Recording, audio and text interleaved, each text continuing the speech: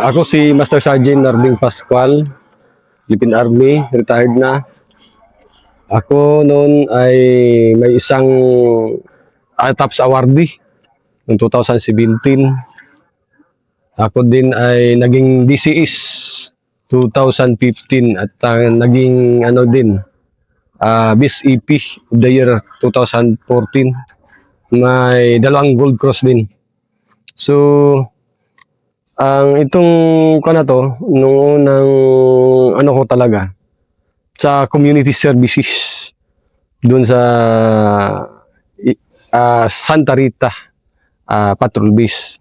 Noong una, hindi ko man alam talaga na yung mga karaniwang ginagawa ng yung makita kong pwedeng gawin ko na at least man lang yung mga dependents at saka yung nakatira mismo na IP communities doon sa Santa Rita is unang nakita ko doon na kulang-kulang kami yung eskwelahan. So, time na yon ginagawa ko, sumulat lang ako handletter ng request sa DepEd. Tapos na time na yon sabi ko, sir, kung maaari ba i-open mo kami ng eskwelahan kasi maraming mga bata dito na di nakapag-aral. So, particular na yung mga mga anak ng kapgus, mga mga relatives, yung mga bata. Wala talaga. So, yung time na yon kung sa naalala ko, 2008, nag-umpisa. Kasi maraming mga kabataan talaga, sir, naglaro-laro lang pero hindi naman nakapag-aral. Kasi ang paralan kasi, galing sa amin, 5 kilometers sa. Lalakarin mo yan, tapos pababa ka, tapos tatawid ka pa ng ilog. So, before marating yung sabi ko, kung doon naman mag-aral ng naging risky sa buhay nila yon kasi yung ilog malaki, malawak. So, naging yun sa buhay nila. So, yun ang naisip ko, gawa ko ng handwritten request. Nung time na yon, nung mabot na doon sa time na yon, si Sir Pasquitos pa, ang parang division superintendent. Nung dumating sa kanya yung request ko, pinuntahan niya mismo, inumakyat doon sa Santa Rita, tingnan niya yung area. Tapos may mga pangalan na ako sa mga bata. Galing sa daycare, at saka naging 1 to 4. Sabi ko, sir, kung maaari, lagyan mo kami ng eskwelahan. Kahit ngayon, wala nang problema mo ng eskwelahan. Ang gusto ko lang, lagyan kami ng teacher. May pangsamantala. So, ang ginawa namin doon, ngayon, nung tapos nang umakyat Sir Pasquito, sabi na, Sergeant, kung ano yung request mo, granted yan kasi nakikita ko rin ngayon, kaya pinuntahan ko dito para alam ko yung kalagayan ng community, IP communities. So, nung una, so, ang ginawa namin, tulong-tulong na kami, sir. Gumawa kami ng temporary makeshift ba? Na doon sila maturuan. Kuha kami ng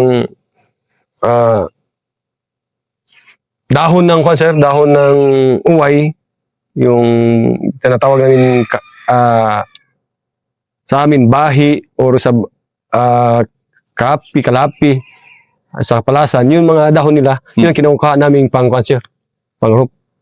Tapos, yung mga yung mga materials, round timber. So, ang ginagamit namin nun, sir, hindi lansang. Yung uway din, tinatali-tali. So, parang ganito? Yes, sir, parang ganito. Parang ganito na normal ito na ginagawa dito. Pero, okay na to, may kalakat eh. Pero, sir. Yung ginawa namin, wala talaga. Ang tali lang ng sir, uway, tali. Tapos, yung ginawa namin, sir, wall, panit din ng kahoy. Kinukuha namin yung panit ng kahoy. So, hindi ganito. Maganda na to. Hindi, sir. Ito, ito, sir, amakan eh. Amakan. Pero nung time na yun, hindi. Panit ng kahoy, tapos inipit ka na lang namin, lagyan ng black, tapos tinali din, tali-tali lang. So, yun ang kaunahang na ginawa-gawa namin doon. Siyempre, hindi lang para sa akin. Ako kasi, naging naging bridge lang na pwede akong magamit sa pamagitan ng pananalita, sa pamagitan ng gumawa ng request para sa kanila. So, yun, doon nag-umpisa. So, nagbigay sila sa amin ng volunteer na magturo sa bata. So, marami yung bata doon nag-umpisa yung Santa Rita. Ngayon, naging Lugin Asan Elementary School na. Ganun? O, sir. So, nung kwan, sir, nung may mga umakyat ng mga programa doon sa, nag-umpisa sa kwan, sa Kalahi. So, doon din, sabay na din yung pag-usad ng kwan, sir, yung kuha na ng CAD namin, yung CAD 250 ngayon, na umpisa na kami ng survey, tapos lagay ng muhon. Umakyat man ngayon anong time na yun, ang kinausap ko si Attorney Leslie Plaza. Sabi ko, ma'am, tulungan muna ako. Kasi sa NCIP yun, baka pwede matulungan niyo ako maipaabot doon sa na lagyan kami ng maganda namang eskwelahan. Kasi makikita nyo naman kung ano yung ginagawa namin. Ang ginakawan ko lang doon, yung makapag-aral talaga. Sila yung naging tulay ko na nailapit doon sa Kalahi. So, pag-approve naman yan, sir, ako din yung naging BS PMC sa eskwelahan na yun. Lahat ng mga paperworks, ako yung nagpipirma. Ako yung nagpa-process. Okay, ng eskwelahan na yun. So, hanggang sa natapos yung eskwelahan na yun. So, doon, nung natapos na, naging komportable na yung mga bata na mag-aral, masipag na. Kasi may isang building pero dalawang classroom, tapos may may palikuran. So, may tubig din. So, komportable ng bata. Maayos ng mag-aral. So, nung time na yun, sabi ko sa ni Sir, time ni Sir Pagayan, sabi ko, Sir, doon ako sa Santa Rita mag-i-stay patrol base. Kasi kung ano yung gusto kong gawin, magawa ko. So, nung time na yun, doon din namin nag-umpisa kami ng yung palkata tree planting. Sabi ko, kaingin tayo. Tapos tanim tayo ng palkata. Tayo lang. Hindi na yung tayo lang. So, kami mismo yung kasama ko doon, sir. Ako, tapos yung mga kapus doon na naka-assign doon. Kami yung nagkakaingin. Kami yung nagtatanim. Tanim lang kami.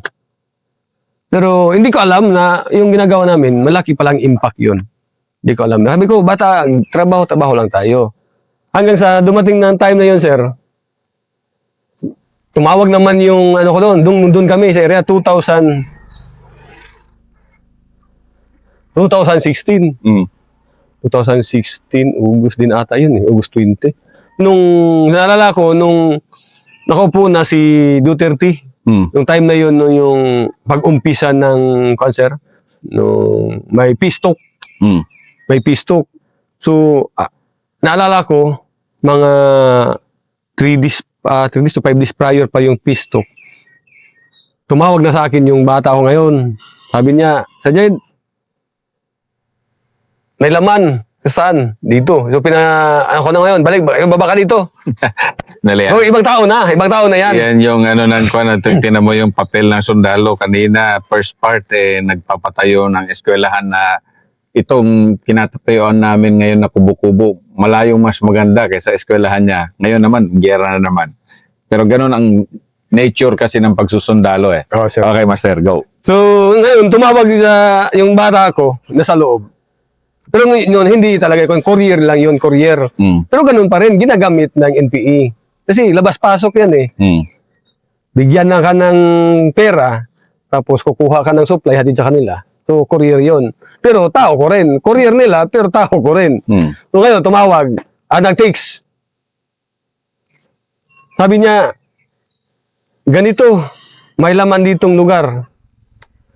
Sabi ko, baba ka dito, usap tayo. So, baba siya sa akin. Usap na kami. Sabi ko, pwede bang dala ka ng GPS? Kaya pwede. Sa bagay, dadaanan mo man lang. Hindi naman mag-stay ka doon. Sabi ko, kahit hindi mo na malapitan, makita mo lang. Nung makatago ka, tapos ako naman, Charlie, sulat mo na lang. Binigyan ko siya ng 3 days. Bigyan kita ng 3 days, pero kung makaya, kinabukasan, balik ka na. Sa iba, balik na. Pero sabi na, di na ako mababa dito. Kung maaari, baba ka na lang. Tapos doon na tayo sa mag-link up sa baba. Kasi malayo man pabalik. Di, baba. Kinabukasan, baba ako. Nung hapon din, kinabukasan, naka-text na. Dito na ako sa ganitong lugar. Kasi, antay ka na lang dyan, puntahan kita. Pinuntahan ko na, sinundo ko. Kaya kung yung sketch gawan mo yung sketch. Di na lang sa bahay ko ngayon. O dito na sa bahay ko. Sabi, gawa ka muna ng sketch. Gawa sila ng sketch. Ito, ganitong mga clip, mga ridge, masapa. Tapos specific na yung lugar, may pangalan yung mga lugar, sapa, may pangalan. O si plot ko na yung sa mapa. So, at ito, napakalapit lang. Sabi ko, sandali, dito ka na lang muna at saka dalhin ko ito sa itaas. I-present ko sa nila. Yun, present ko na kay isto, sir. May target package na ako, sir. Ano man, positive. Hindi ko masasabing ko, sir, 100% pero 80%. Kasi yung nakakita, tao ko lang. Pero pag sabi kong 100%, ako na mismo yung nakakita. Kasi prepare kami agad. Balik na naman kami, pinauna ko na yung supply. Una na. So, hindi halata. Kasi yung supply dito, pag bigas-bigas lang, hindi maghihinala yung tao. Supply lang. Saka na, sumunod na kami. Siyempre, alam nila, Santa Rita ako naka-stay. So, balik kami doon. Walang kaalam-alam ng mga tao. Pagdating namin doon, ganun pa rin yung ginagawa ko. Ritual gathering pa rin kami. Sabi ko, sige, 10 pa rin kami yan, sir. Okay. 10. Tapos yung bata ko pa naman na pinadala ko doon, sinama ko na. Pero hindi kapluin na. Civilian. Sama na tayo para mas madali tayo makarating doon. Kasi kung kami lang, siyempre, mapa-mapa. Pero kung yung alam mo yung lugar, diretso ka na. So, kasi yung kuan ko doon, palapit na yung kuan. Yung, kuan kanina, yung pistok. So, habulin natin within 3 days. Kailangan... Kailangan ma-engage tayo. Para hindi tayo ma-technical. So, pagkahapon, sir, mga bandang alas 5, ritual kami. After ng ritual, sabi ko, pag wala hindi na tayo makita ng tao, jump off na tayo. Pag alas 8, jump off kami. So, ba't yung dadaan? Jump off. Kaya kung di baling madilim. Nagdamag kami yung naglakad, sir, nagdamag. Walang flashlight yan. Walang flashlight. Kasi basta, importante lang ako. Kasi yung guide natin, alam niya kung saan yung direction natin. So, siya yung mag-kuhan sa atin, mag-guide doon. Tuloy-tuloy kami hanggang magdamag. Kasi pagka malapit na kami doon sa siguro 3 click na lang doon sa area, kinabukasan na. Sabi, hold muna tayo, tsaka prepare tayo pagkain. So, ang ginagawa ko kasi doon, sir, pag nagluto kami, yung 3 kainan, pinaluto ko na yan. Luto na. Luto na. Tapos, kung gusto lang namin magkape, saka lang. Kape. So, naka-harbor pa. Pag dating namin doon, sabi ng tropa, saan maganda, matulog muna tayo para makarecover ba? Kasi pag puyat ka, hanggang maghapon kang kuan, parang wala kang kuan, di babalik yung ano mo. O sige. So, harbor kami. Nung nag-harbor kami, tinignan ko sa kuan, isang click na lang yung target. So, doon sa area na, marami ng mga indication sa amin, sir. Kasi sa amin, pag tumunog na yung limukon, sabi ko, expected, i-engage talaga tayo. Ganon? Kahit ba madaling araw, tumutunog ang limokon? Kahit gabi yan, sir, tumutunog yan. Sa amin kasing pamahay namin, sir, kahit gabi yan, tumutunog yan. Madaling araw man o ganito. Tested nyo yan? Sa akin, sir, hindi ko man sinasabi na pwedeng maniwala ang lahat. Sa akin lang, as IP, Banaon Tribes, tested ko yan, sir. Tested ko yan. Kahit hindi ko alam na masibilyan man o makalaban, yung kahit pang malapitan na, mga 100 meters, alam ko may tao. Pag tumunog na yan, alam ko kung ilang meters na lang ako, prepare na kasi malapitan na. Ganon ka ano nyo. Kaya sagrado ang limukon sa inyo. Oo, sir, sagrado sa amin ang limukon. Na ang last indication ko sa inyan, sir, kasi lahat na encounters ko, naranasan ko din yan. Lahat. Kahit nasa Lanao pa noon, year 2000, alam ko, di alam ng iba yan. Kasi IP ako eh. Ako yung nakakaalam. Pag sinabi kong malapitan na, siguro, sabi ko, estimated ko, from 30 minutes to 1 hour, engage tayo. Engage talaga. Ang pinaka-last na indication ko yan, sir, na engage na kami. Pag dyan na sa mismo tapat mo, kuman yan, tumunog. Siya limukon. Yes, sir, si limukon. Ganon, limukon. Ganon. Yes, sir. Pag dyan sa tapat mo na, sabi ko, every now and then, engage talaga tayo. So, prepare na, maghanda na. Sinasabi ko yan sa kanila.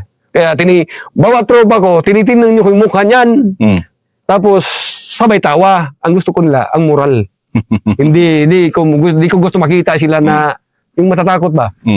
Kasi kung hindi ka tumatawa, Pagtingin mo kay kapatid ka namumutla na, mas lalo na yung tauhan mo. Tama. So, dapat makita nila na ano ka, aggressive ka. So, tingin ako sa kaboy, sabi ko, prepare lang, sabay ngiti sa kanila. Sabi ko, fight lang tayo. Nung kinabukasan naman, madaling araw, tumunog na. Tumunog ng limo ko, alas 4 pa. Pero yung tropa ko, nagsasaing na. Alas 4. Sabi ko, katamtaman yung makita natin yung sa ilalim ng gubat. Yung makita natin, hindi pwedeng maglakad tayo kasi palapitan na. Kasi baka maingis tayo, tapos madilim, di natin makita. So, madaling araw. So, nakaluto na yun, prepare namin, tumunog na yung limo concert. Sabi ko, dito, ngayon, tingnan kung abutan tayo ng pinakataas na yan, 2 oras, ingis na tayo. So, may indication na tayo dun.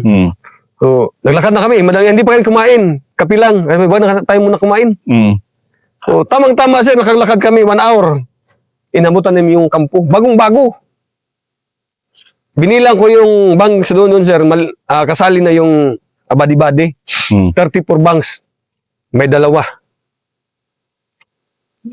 Binidyohan namin, sabi ko, malapitan yung kalaban nito. Sabi ko, wala na, hindi tayo makaingis nito. Kasi, wala na, abandon. Pero bagong-bago, niwan. So, ganyan lang, clearing lang tayo, clearing. Kung iba dyan, walang OP. Tamang-tama ang sir, na habang nagpipicture ako, nag-clearing ako, may narinig kaming radyo ngayon, tumawag. Sabi ni Sergeant Obo, "Yaw, tumawag ka ba?" Ako, hindi. Sabi niya, may tumawag dyan sa kabilang ridge. Kung ganun ba? Tama-tama yun, sir. Alas City na. Alas City or basta, yung na, maliwanag na talaga. Sabi ko, kakain muna tayo, kaya wala pa kaming almusal doon. Kakain muna tayo habang tapos kami. So, tapos kami nag-search doon. Kain muna tayo, kain muna kami, sir. Yung, na yun, ang nakapaligid sa region, pilot road, na mga dating pilot road, pababa, tapos papuntang Sapa. Sabi ko, dito nung una tayo kasi tingnan natin sa baba. Lookout natin. Kain kami muna, almusal. Tapos ang sir, siguro mga 10 minutes, kain namin, mabilisan lang. Baba na kami. Baba na kami doon. Tama pagbaba namin pa-approach. Ang kalaban, yung malapitan lang yung ridge, sir, kasi ang pagitan lang, sir, pilot road. Pero magkabugtong yun, kaya nakat yun. Tapos dito kami, dito yung dating kampi nila, lumipat lang pala sa kabilang ridge. Lumipat na kasi yung tubig doon malayo. Doon sa kabila, pabor yung Sapa sa gilid. Lumipat lang. Pababa pa lang namin, tamang-tama na may bumulusok ng isang armado. MB ngayon. May dalang yung surit. Yung tinawag sa surit sa tawag namin nung kan ba? Bukakang? Bukakang. Bukakang. Yeah. Pero yung MP na yun, di niya alam na sundalo na pala yung kanya. Sabi ko, tuloy lang dito. Sabi niya, NPE kasi malapitan na eh. Akala niya NPE. Ituloy lang, pinapasok ko. Siya pagpasok ngayon. Doon na siya nakakompromise ngayon na pagtingin niya, sundalo pala, nagkita naman niya ako. Doon na grabing iyak. Kasi huwag kang matakot. Hindi ka talaga magagalaw niyan. Walang problema, ituro mo lang kung saan. Andyan sila, Antuyo, andyan lahat. Andyan sila kasi, huwag kang mag-alala, hindi ka mamamatay kasi hindi ka pwedeng, walang gumagalaw sa imo. Sarap buhay yung ganyan. Okay, tuloy. At sabi niya sa akin, "Sir, wag mo lang akong patayin. Hindi ka man talaga mamatay. Hindi ka paano kayo mamamatay na kasama man tayo. Basta ituro mo lang. Kasi, andyan si Antoy, magsasamahan ko kayo. Andyan si Antoy." Okay na sila. Lahat yung 88 andyan ngayon. Tamang-tama. Sampu lang kayo. Sampu lang kami, sir. So, lahat yan out of number. So, sabi ko, sige lang. So, sabi ko, prepare na. Isama na natin to. Pero sabi, diyan ka lang sa huli. Huli ka na lang. So, sabi ko kay si Huli Bayan doon, sinama ko na. Yung time na yun. Kita, sa team mo kay yung first team ko, si Obo. Second team ko, si Huli Bayan. Kita, yung hawak nating tao, hawakan mo. Yan sa baba. Huli lang kayo. So, 4 sila huli. Pang-5 nila yung yung captured namin. Tinuro, may yan lang, malapit lang. Kasi abanti na kami. Tamang-tama yung ridge, sir. Pag nagaling pa yung kailot, yung putol. Tapos, paakyat ba? Paakyat. Mm. Di namin alam yung sa ibaba pa lang, may naka-layout lang mines na. May landmines na. Nung padikit na kami, kayong na-capture namin, may asong dala, maingay. Yay. Umiingay ngayon. Mm. Ngayon, ando naman yung nila, yung lookout, yung gwardya. Bumaba ngayon. Tinignan yung asong maingay. Pagtingin niya kami, siyempre alam nila na walang ibang lumalakad sila sa area na yun.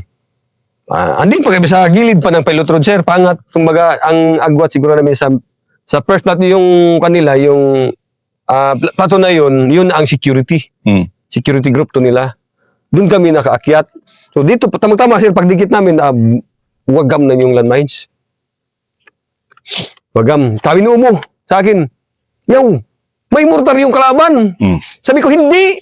Kaya yung doon malapit sa mortar na tatlo, yung bayaw ko, isa na kitri gunner ko, at saka yung guide ko na civilian, tatlo sila doon. Lahat na, bulagta. Lahat bulagta. Yung bayang nakaw, sir, mga 30 up, malapit putol yun. Yung puron lahat, bumagsak doon sa amin mismo nakalapag. Tapos sabay usok at saka lupa na, yung bayaw ko nandun, masakit. Kaliwa ko. Sabi niya, yaw, may mortar ko. Sabi ko, hindi. Landmines. Pumutok. Tingnan niyo kung mga tao ko, di na ako gumalaw, sabi ko pa. Isip ko, lang, parang, hindi ko inisip na may tama. Ang inisip ko, parang ano lang, sa impact ng putok. Nilapitan ko. Sabay, buluntar na sila. Nilapitan ko yung tao ko, tingnan ko, ano, kumusta? Pagtingin sa akin, okay lang. Hinila ko ngayon, sige, tayo. Tayo ko. Wala man. O sige, abanti. Parang nakon lang sir ba, na sa impact, sa lakas ng impact. Walang ano. Oo. Grabe galing naman. Sabi ko, diretsuhan na tayo. Ano kasi yung putok namin ng blue fire sa kalaban. Blue fire na. Kasi nakaputok na yung landmines eh. Sabi ko, anon tayo? Mobile bounce assault na lang tayo. Kaya hindi man tayo makapag-maneuver kasi kabilaan, clip. Isa lang yung daanan talaga. Yung doon nila na-layout yung landmines. Isa lang. Pero nakaputok naman. Sabi ko, libre na tayo nito. Sabi ko, kuha na lang. Assault tayo mobile bounce. Tapos kuha lang. Mintin lang yung firefight natin. So, mintin lang. So, hindi ako. Tumurward ako. Tingnan ko may iwan. Binalikan ko ngayon. Hindi tayo. Hindi pwede yung may makon kasi crossfire tayo. Crossfire. Hila-hila ko yan. Sabi ko, mobile bounce lang. Mobile bounce kami. Hanggang sa naka-upket kami. Ginawa ko, bawat since maga, naka-voluntary yung isa. Pag naka-since naman, ano lang, hila-hila. Hanggang sa naka-akyat kami. Doon yung nag-switch ng landmines, nahagip namin yun. Naiwan. Siya naiwan doon kay nag-return fire man kami. Nahagip namin yun. So pag akyat na namin, nakuha namin yung position ngayon ng kalaban, yung first platoon nila. Yung ridge naman, dalawang kuhan, pag ganyan, at saka dito. Ngayon, nung nakakit na kami, sabi ko, di pa kami tumuloy sa baba, hindi pa, o dito lang muna. Ngayon kami maingay. Kasi yung mga tropa, pag nasa tawa-tawa lang, sabi ko, kuhan lang. Yan ang maganda. Tawa-tawa lang, sabi, tawa lang tayo, parang normal ba? Nung sa isip siguro ng kalaban, tropa pa nila yun, kasi tumatawa lang. Sabi ko, sige, hila tayo. Eko, maiwan na dito yung isang team. Security. Kasi may kami doon. Kuha isa. Hila ka namin pababa. Hila na kami. Search kami pababa. Assault naman kami. May ano man doon sa baba. Nagsabing, mauna imi. Ma-crossfire daw. Uy. Parang nalito sila. Uy, okay. Sabi ko, sige. Hindi pa rin nila alam na Hindi pa nila alam na kami na pala yung nakatayo doon sa kanila. Grabe, security. So, sabi ko, sige. Akyat kayo. Akyat. Akyat. Yung isang plato nila, pakyat nga. Sabi ko yung magtropa, prepare lang kayo dyan. Tapos kami naman nila Sergeant Obo, Libayan. Ako, yung baril nyo, huwag nyo i-aiming. Muscle down lang. Pero prepare lang. Sabi ko, tama pag malapitan. yung doon nila na compromise yung baril. Kasi yung baril namin R4, yung first time na pag-issues ng baril, yung R4. Wala pa sila noon. Oh, wala. Unang labas ng baril, doon kami na compromise. Di ngayon yung isang squad na yung lumabas. Ang nakakompromise yung babae. Tingnan niyo yung baril ko. Kasi yung baril ko, inawakan ko yung trigger, pero pababa. Yung isa man, si Ubo, lahat yung baril namin, R4. So, doon yun, na, yung babae, huminto yung babae, tapos, sabi ng babae, kalaban, pahay ko kalaban. Doon na kami, halo-halo na yung NP at saka tropa namin. Sabi ko sa ibang tropa, hawak na lang at saka, dulit na. Maraming ko na lang. Gaano kalapit na? Sorry, sa atin. Yung pinakaunang lumabas sa amin, hawak na. Doon pa kami, sige, bonfire na. Doon na kami, luros namin. Yung naunang, patal na yung dalawa. Tumba na yung dalawa. Doon. Kasi yung iba, gulong-gulong na lang. Doon na, naman. Bonfire naman kami. Bulabog mo na yung baril namin na R4. Lahabol na naman kami. Pababa, hila hanggang papuntang dulo. Hila namin.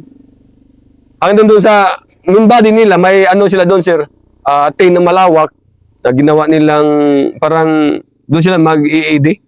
O doon sila. Doon namin na yung isa, isang body count namin. Hanggang naitulak namin pa, wala na. Kung sila, los kuman na sila. Wala ang kuman, sir. Wala nang kuman nila. Na ano talaga? O sitakbuhan na. Sitakbuhan na sila. Pati yung main body nila, wala na. Basta nung time na yun, sir, after dun, 4 na body count namin, tapos 5 high power firearms. Lahat na backpack supplies nila nandun na iwan. Yung na-count talaga namin, sir, siguro mga 60 plus na backpack. Grabe, talagang solid yun. Na backpack. Lahat yun, mga documents nandun. Lahat mga pagkain nila. Iwan doon. Parang bargain yan nung nalikom namin, sir. Tapos namin sa trapal. Tapos titingnan yun lahat. Parang bargain. Nakita ko nga yung picture mo doon sa report mo. Parang nagtitinda ng ukay-ukay. Oo, sir. Parang ganun, sir. Parang nagtitinda ng ukay-ukay. Doon ako umabot ng last minute sa kuan.